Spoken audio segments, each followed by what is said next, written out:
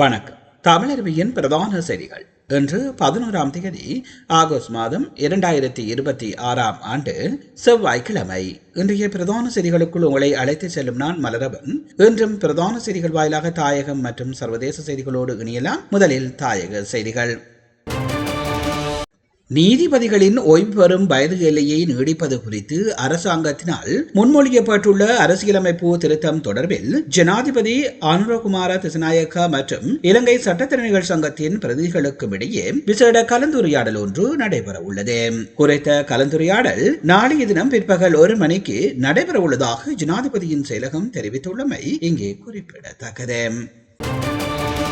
நாட்டின் சில பகுதிகளில் இன்று மழை பெய்யக்கூடும் என வளிமண்டலவியல் திணைக்களம் எதிர்ப்பு கூறியுள்ளது. அதன்படி சப்ரகமுவ மாகாணத்திலும் கண்டி, நுவரேலியா, காலி மற்றும் மாத்தறை மாவட்டங்களிலும் இடையிடையே மழை பெய்யக்கூடும் என எதிர்ப்பு கூறப்பட்டுள்ளது. அத்துடன் மேல் மற்றும் வடமேல் மாகாணங்களில் அநேகமான நேரங்களில் மழை பெய்யும் சாத்தியம் காணப்படுவதாகவும் குறிப்பிடப்பட்டுள்ளது. ஊவா மற்றும் கிழக்கு மாகாணங்களிலும் முல்லைத்தீவு மாவட்டத்தில் பிற்பகல் 2 மணிக்கு பின்னர் சில இடங்களில் மழை அல்லது இடியுடன் கூடிய மழை பெய்வதற்கான சாத்தியங்கள் நிலவுவதாகவும் வளிமண்டலவியல் திணைக்களம் சுட்டிக்காட்டியுள்ளது. இடியுடன் கூடிய மழையின் போது தற்காலிகமாக ஏற்படக்கூடிய பலத்த காற்று மற்றும் மின்னல் தாக்கங்களால் ஏற்படும் பாதிப்புகளை குறைத்துக் கொள்ள பொதுமக்கள் தேவையான முன்னெச்சரிக்கை நடவடிக்கைகளை மேற்கொள்ளுமாறு அறிவுறுத்தப்பட்டுள்ளனர். தற்போதைய பிரதம நீதியரசரை இலக்கு வைத்து வெளிப்படுத்தப்படும் கருத்துக்கள் நீதித்துறையின் மீதான மக்களின் நம்பிக்கையை சீர்குலைக்கும் என கூறி அவற்றுக்கு எதிராக உடனடியாக நடவடிக்கை எடுக்குமாறு சட்டத்திரணி ஜெகத் அபயநாயக்க இலங்கை சட்டத்திரணிகள் சங்கத்திடம் வலியுறுத்தியுள்ளார். இலங்கை சட்டத்திரணிகள் சங்கத்தின் தலைவருக்கு எழுதியுள்ள கடிதத்தில் நாடாளுமன்ற சிறப்புரிமைகளை பயன்படுத்தி தற்போதைய பிரதம நீதியரசரை தனிப்பட்ட முறையில் இலக்கு வைத்து அண்மையில் வெளியிடப்பட்ட கூற்றுக்கள் தீவிர கவனத்திற்குரிய விவகாரமாகும் என அவர் சுட்டிக்காட்டியுள்ளார். நீதிபதிகளில் ஓய்வு பெறும் வயதை மேலும் 2 ஆண்டுகள் கூட்டுவதற்காக முன்மொழியப்பட்டுள்ள அரசியலமைப்பின் 22வது திருத்தம் மற்றும் நீதித்துறை சட்ட திருத்த யோசனைகள் தொடர்பான விவாதங்களுக்கு மத்தியிலேயே இந்த கடிதம் அனுப்பப்பட்டுள்ளது. முன்மொழியப்பட்டுள்ள சட்ட மூலங்கள் வர்த்தமானில் வெளியிடப்பட்டுள்ளன. அவை நாடாளுமன்ற நிகழ்ச்சி நிரலில் சேர்க்கப்பட்ட நாளிலிருந்து 14 நாட்களுக்குள் அவற்றின் அரசியலமைப்பு தன்மையை உச்ச நீதிமன்றத்தில் சவாலுக்கு உட்படுத்த எந்த ஒரு தரப்பினருக்கும் சந்தர்ப்பம் உள்ளது. இந்த நிலையிலேயே சட்டத்திறனிகள் சங்கத்தின் சில உறுப்பினர்கள் முன்மொழியப்பட்டுள்ள திருத்தங்கள் தற்போதைய பிரதம நீதியரசர் பதவி காலத்தை நீடிக்கும் நோக்கிலான நடவடிக்கை என சித்தரிக்கும் வகையில் அரசியல் கருத்துக்களை வெளிப்படுத்தி வருவதாகவும் இந்த கூற்றுக்கள் பொதுமக்களையும் மகா சங்கத்தினரையும் தவறாக வழிநடத்துவதாகவும் அவர் குறிப்பிட்டுள்ளார். முன்மொழியப்பட்டுள்ள திருத்தங்களுக்கு சட்டத்திறனிகள் சங்க தலைமைத்துவம் ஆதரவான நிலைப்பாட்டை எடுத்துள்ள போதிலும் பிரதம நீதியரசரை இலக்கு வைத்து தனிப்பட்ட ரீதியில் நடத்தப்படும் தாக்குதல்களுக்கு சங்கம் பதிலளிக்க தவறியுள்ளதாகவும் அவர் விமர்சித்துள்ளார். இந்த விடயத்தில் சங்கத்தின் தற்போதைய மௌனமானது குறித்த கருத்துக்களை சங்கம் அங்கீகரிப்பதாகவே பொதுமக்கள் மத்தியில் தோற்றத்தை ஏற்படுத்தும் என அக்கடிதத்தில் எச்சரிக்கப்பட்டுள்ளது. எனவே இந்த விவகாரம் தொடர்பாக சட்டத்திறனிகள் சங்கம் தனது தொழில்முறை தன்மையை பேணி தகுந்த நடவடிக்கை எடுக்க வேண்டும் என்றும் சட்டத்திறனிகள் சங்கத்தின் நிறைவேற்று குழுவுடன் இது குறித்து கலந்துரையாட வாய்ப்பளிக்குமாறும் ஜெகத் அபயநாயக்க கோரிக்கை விடுத்துள்ளார். நீங்கள் பார்த்துக் கொண்டிருப்பது தமிழருவியின் பிரதான செய்திகள் வாயிலாக தாயக செய்திகள். இனி தொடர்ந்து இடம்பெறுபவை சர்வதேச செய்திகள். நீட் தேர்வு முறை அகற்றப்பட வேண்டும் என்பதை வலியுறுத்தி தமிழக சட்டசபையில் அரசினர் தனி தீர்மானம் கொண்டுவரப்பட்டுள்ளது. தமிழக சட்டசபையில் இன்று 2026-27 ஆண்டுக்கான பொது பட்ஜெட் மற்றும் வேளாண் பட்ஜெட் மீதான 3வது நாள் விவாதம் நடந்தது. அதனைத் தொடர்ந்து மருத்துவ கல்வி மக்கள் நல்வாழ்வுத்துறை அமைச்சர் கோஹா அருண்ராஜ் அரசினர் தனி தீர்மானம் ஒன்றை கொண்டு வந்து பேசினார். அப்போது அவர் கூறியதாவது: தேசிய தகுதி மற்றும் நுழைவு தேர்வு முறை சமூக நீதி, சமத்துவம் மற்றும் மாநிலங்களின் உரிமைகளுக்கு எதிரானது என்றும் தமிழ்நாடு அரசு தொடர்ந்தும் வலியுறுத்தி வருகிறது. தமிழ் வழியில் கல்வி பயிலும் மாணவர்கள், கிராமப்புறம் மற்றும் சமூக பொருளாதாரத்தில் பின்தங்கிய மாணவர்கள் ஆகியோரின் மருத்துவ கல்வி வாய்ப்புகளை இத்தேர்வு முறை பெரிதும் பாதிக்கிறது. நீட் தேர்வானது வரம்பின்றி அதிக அளவில் கட்டணம் வசூலிக்கும் பயிற்சி மையங்கள் பெருகுவதற்கு வழிவகுத்துள்ளது.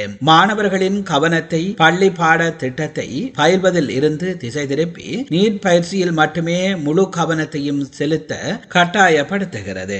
12 ஆண்டுகால பள்ளி கல்வியை புறந்தள்ளி ஒருநாள் நுழைவுத் தேர்வு மாணவர்களின் உயர்கல்வியை தீர்மானிக்கும் நிலை ஏற்பட்டுள்ளது. நீட் தேர்வில் இருந்து மாநிலத்திற்கு விலக்கு அளிக்கும் வகையில் 2021 ஆண்டு தமிழ்நாடு இளநிலை மருத்துவ படிப்புக்கான சேர்க்கை சட்ட முன்வடிவை தமிழ்நாடு சட்டமன்ற பேரவை ஒருமனதாக நிறைவேற்றியிருந்தும் ஜனாதிபதியால் அச்சட்ட முன்வடிவுக்கு ஏற்பிசைவு நிறுத்தி வைக்கப்பட்டுள்ளது. தொடர் வினாத்தாள் கசிவுகள் மற்றும் முறைகேடுகளால் நீட் 2026 தேர்வு ரத்து செய்யப்பட்டு மறுதேர்வு நடத்தப்பட்ட நிலையில் லட்சக்கணக்கான மாணவர்களுக்கு சொல்லனா துயரமும் இளம் மாணவர்கள் உயிரிழப்பும் ஏற்பட்டு நாடு முழுவதிலும் உள்ள மாணவர்களின் நம்பிக்கையை இத்தேர்வு முறை முற்றிலும் இழந்துள்ளது. எனவே இத்தேர்வு முறை அகற்றப்பட வேண்டும். நீட் தேர்வுகளில் தொடர்ந்தும் நிகழ்ந்து வரும் முறைகேடுகளை கருத்தில் கொண்டு நீட் நுழைவுத் தேர்வு முறையை ரத்து செய்யும் வகையில் 2019 ஆண்டு தேசிய மருத்துவ ஆணை சட்டம், 2020 ஆண்டு இந்திய மருத்துவ முறைகளுக்கான தேசிய ஆணை சட்டம், 2020 ஆண்டு ஹோமியோபதிக்கான தேசிய ஆணைய சட்டம் மற்றும் தொடர்புடைய பிற மைய சட்டங்களில் தேவையான திருத்தங்கள் மத்திய அரசினால் மேற்கொள்ளப்பட வேண்டும் என்றும் தமிழ்நாடு சட்டமன்ற பேரவை ஒரு மனதாக வலியுறுத்துகிறது.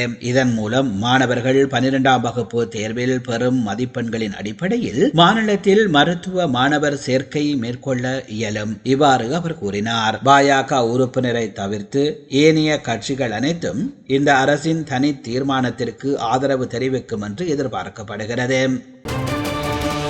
அமெரிக்க அதிபர் டொனால்ட் ட்ரம்ப் முன்வைத்துள்ள காசா அமைதி திட்டத்தை இஸ்ரேல் நிராகரித்துள்ளதாக பிரதமர் பெஞ்சமின் நேதன்யாகு தெரிவித்துள்ளார். காசாவிலிருந்து இஸ்ரேல் இராணுவம் முழுமையாக வெளியேறுவதற்கு முன்பு ஹமாஸ் அமைப்பு தனது ஆயுதங்களை முழுமையாகவும் உண்மையாகவும் கைவிட வேண்டும் என்றும் நேதன்யாகு திட்டவட்டமாக கூறியுள்ளார். 15 அம்சங்களை கொண்ட ட்ரம்பின் திட்டத்தில் காசாவில் அமைதி ஏற்படுத்துதல், ஹமாஸ் உள்ளிட்ட ஆயுத குழுக்களை நிராயுத பாணிகளாக்குதல், இஸ்ரேல் இராணுவத்தை படிப்படியாக வெளியேற்றுதல் மற்றும் காசா மறுகட்டமைப்பு உள்ளிட்ட அம்சங்கள் இடம்பெற்றுள்ளன. கடந்த மாதம் ட்ரம்ப் வெளியிட்ட இந்த திட்டம் நீடித்த அமைதி மற்றும் பாதுகாப்பை ஏற்படுத்துவதற்கான முக்கிய நடவடிக்கை என்றும் அமெரிக்கா தெரிவித்திருந்தது. ஹமாஸ் தரப்பு ஆயுதங்களை கைவிடுவது தொடர்பான திட்டத்திற்கு கொள்கை அளவில் சம்மதம் தெரிவித்திருந்தது.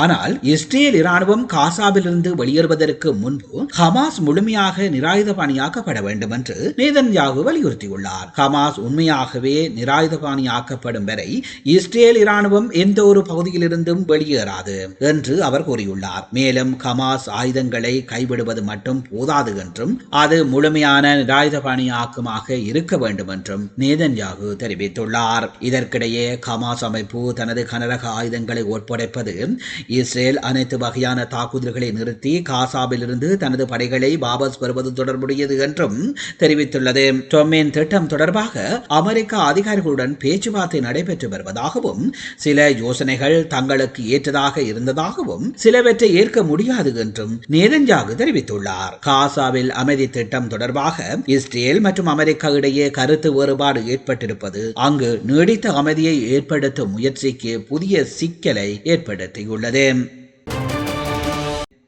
நீங்கள் பார்த்துக் கொண்டிருப்பது தமிழருவியின் பிரதான செய்திகள் வாயிலாக தாயகம் மற்றும் சர்வதேச செய்திகள். தாயகம் மற்றும் சர்வதேச செய்திகள் இத்துடன் நிறைவு பெறுகின்றன.